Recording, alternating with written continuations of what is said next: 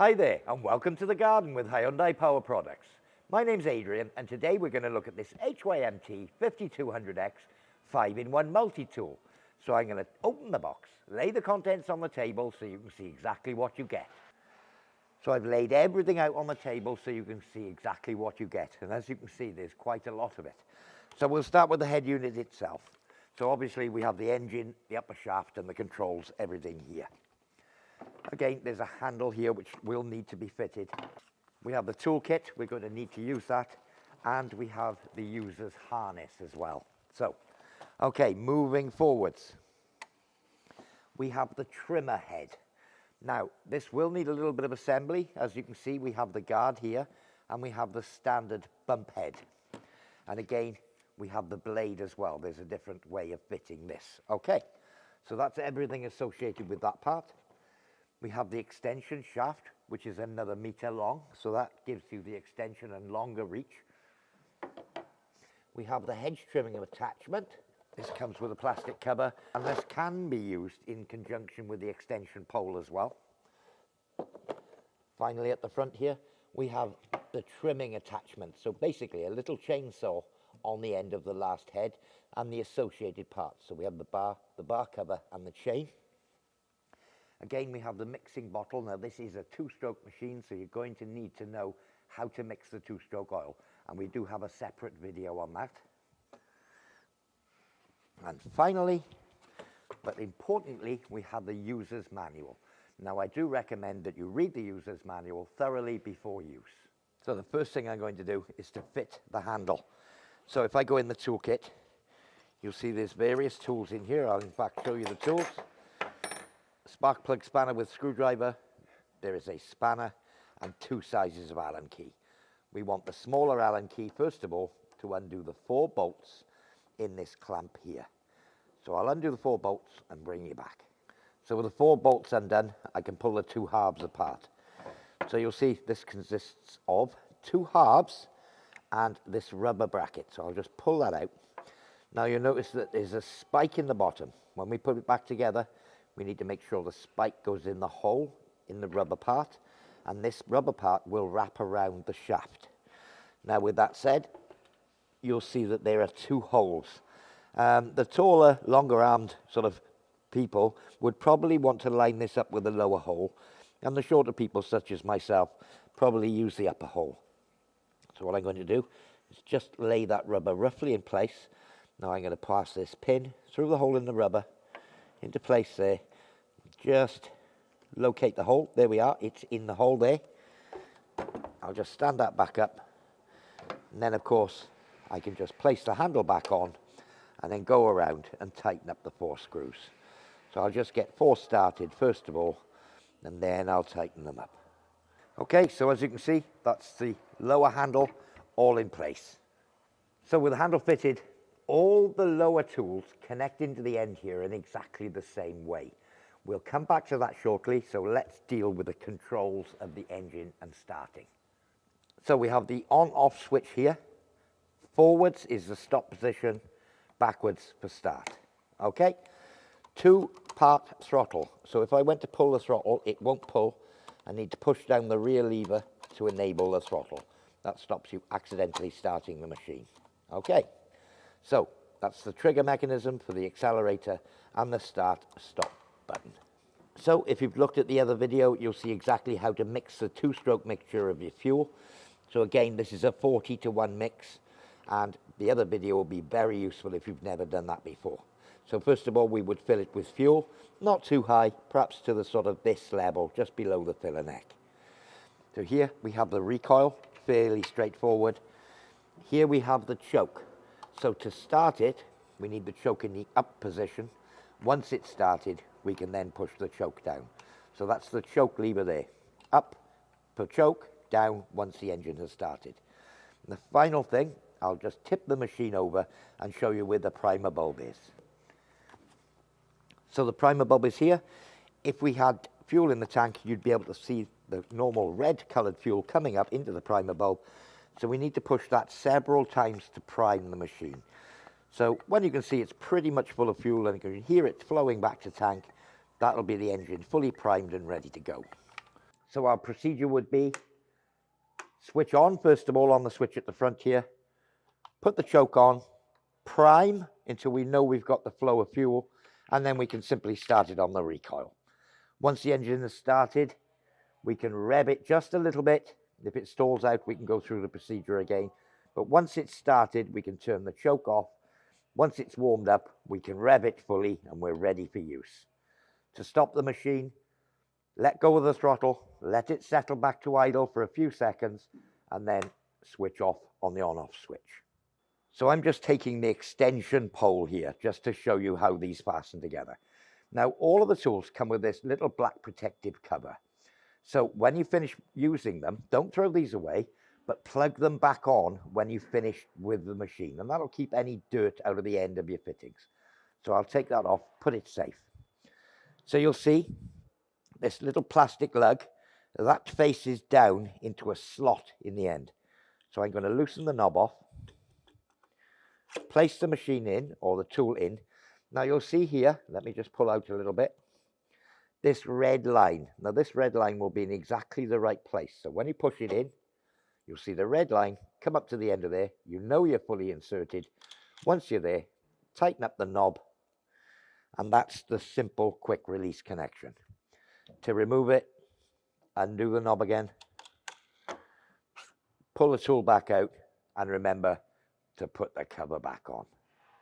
There we are, and that'll stop any dirt getting into the end of your shaft. So I've got the chainsaw attachment here.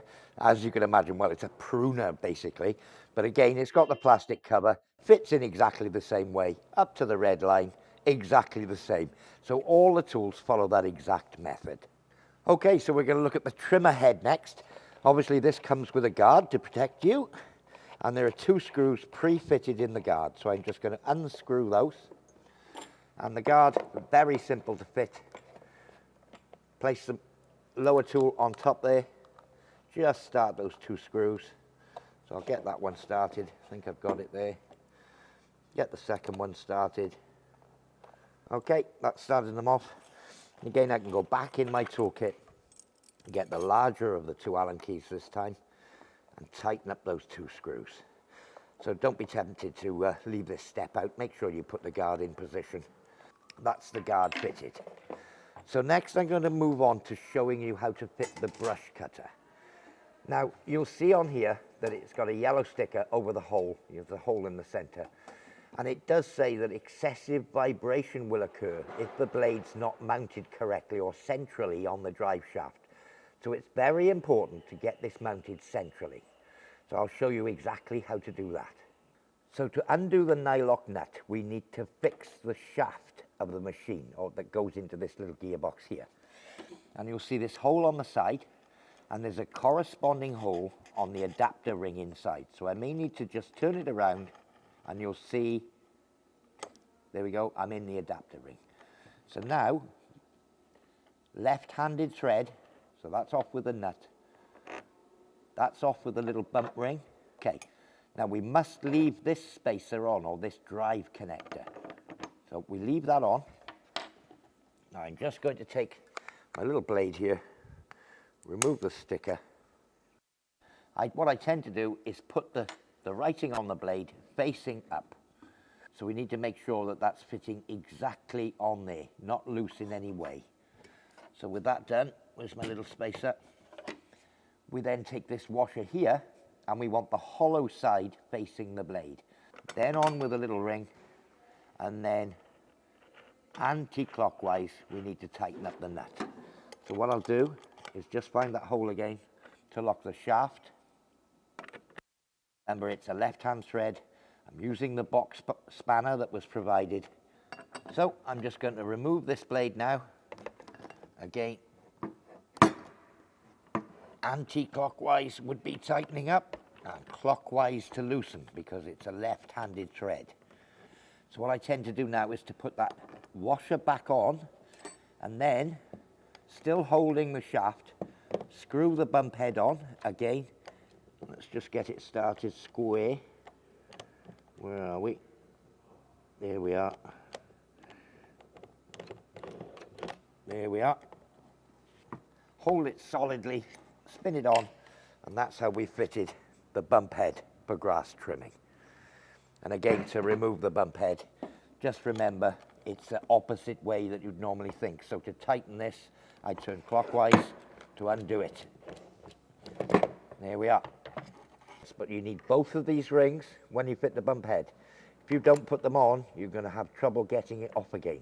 So make sure you leave both of these in place, and at all times we're going to need this in use. So for the hedge trimmer head, you'll see it's got these two levers here.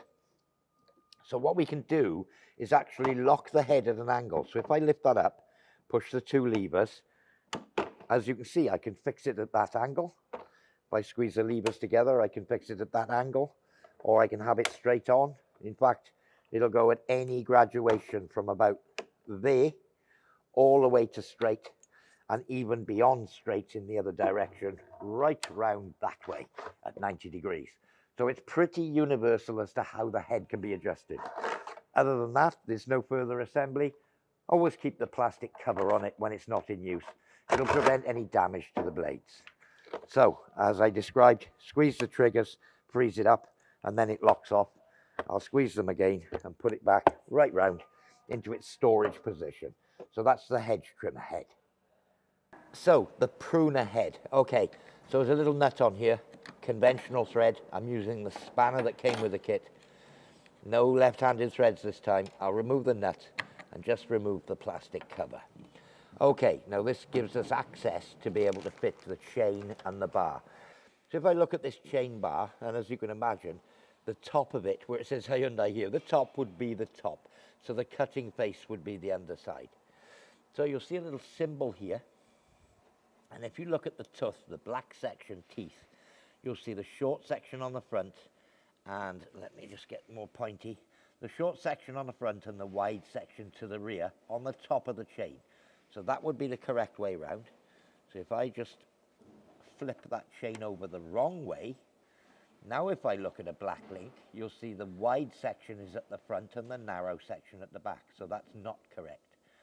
So flip it back the right way, that's the correct way. So I'll just pop my glove back on and just place the chain over the bar and get the chain in the slot all the way along. Okay, so as you can see, I've got my glove on. I'm holding the chain fairly taut on the end there in the chain bar. So I need to locate the inner teeth of the chain into the slots in the gear on the end here. There we are. Let's just about do it. A little bit of a wriggle and a jiggle. Just make sure we're in position. Okay, so I'm glad this has happened. There's a drive pin here in this lower hole, as you can see.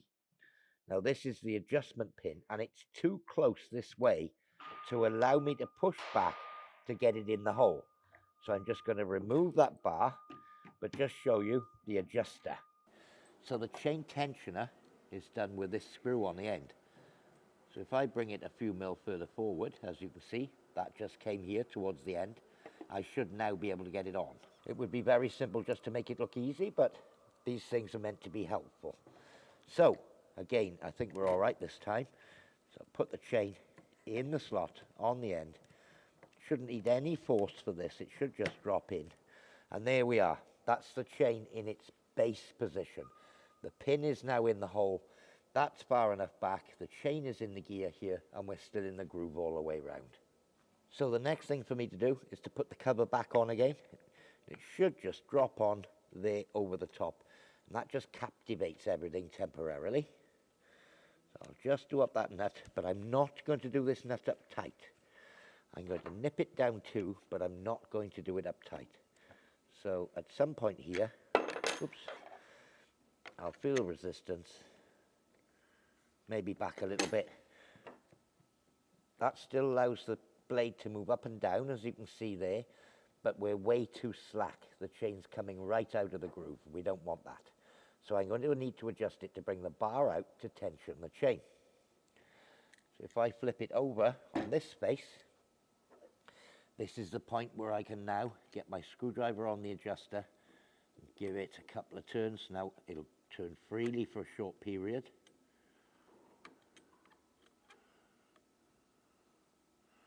Now you can see as I'm tightening it, the chain pulling up into the groove. So we're looking for it to be not hard that you can't pull it out, but tight enough that it should snap back into the groove. So let's just try that. Okay. Now another thing before we tighten up this nut is there will be a bit of play in here, as you can see. We need to make sure that the play is up, which is where the pressure of using it is going to put it. So with that up, we just take the spanner, finally tighten up on the cover nut, and that'll lock the blade and the chain in position. So now the blade doesn't move, it's in the up position, and as you can see, that now snaps back in, it's free to move, and it snaps back in the groove. That would be the correct adjustment.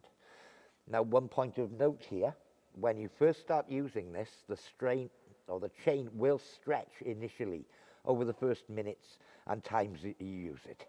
So keep a careful eye on the tension of that chain. You may need to loosen that nut off and just retension it on the screw a little bit during its initial use while it does its initial stretch. Once it's settled down, done its stretch, it should stay in set for a fair amount of time. So of course we're going to need to put chain lubricating oil in here. So it just fills from the top, and obviously it's a clear container. There's an upper limit here so you can see how full to fill it. And obviously if you don't use oil, that chain won't last long at all. You do need to lubricate the chain. Again, with that said, when you're not using it, make sure that you put the cover on. It is very sharp. And again, bear in mind, although it be small, this is still a chainsaw. It's a very dangerous piece of equipment, so make sure that you're very cautious and follow all the normal precautions that you would do with a full-size chainsaw. So the final part of the equipment is the harness. So okay, we have the harness here. It has a quick release buckle here. You simply squeeze the two buckles to release and replace the harness. So I'll put the harness on and show you how it works. So I've just put the harness on and roughly adjusted it to myself. Obviously I've got padded shoulder straps. I have the quick release here on the front. Okay, all in line. And the pad here is designed to sit on your right hip. Now it's all adjustable for height, distance, position. Bigger people might need to loosen off these straps here, but it is all adjustable, and again on the side for how tight it is around your chest. So that's how to fit the harness, pretty straightforward. And I'll show you how the quick release mechanism works for the trimmer itself. So as you can see, we have this little red tag here, which pulls this lever out. Now if I pull that lever out, it releases this clip. Now this clip can be left on the machine at all times if you wish. You can take it off if you're not using the harness, but you can leave it on there. So once we've got that clip there, simply a case, when you want to clip it on, feed that through there, drop the red tag in, and that's it. That's the machine attached. Now obviously this is a bit low for me. I need to adjust it up. Lots of ways I can do that, but that's the basics of its connection. Of course, when you finish with it, pull the red tab and you're out. So it won't be at this point until you've tried it on that you know where the pivot point's going to be for yourself, depending on what tool you got on the end, how big you are, how long your arms are, that sort of thing. So there is a little screw under here, again one of the Allen bolts, and you can move this pivot point back and forth to set it so it feels most comfortable for you. I do hope you found this demonstration useful. I've been Adrian, and thank you for watching.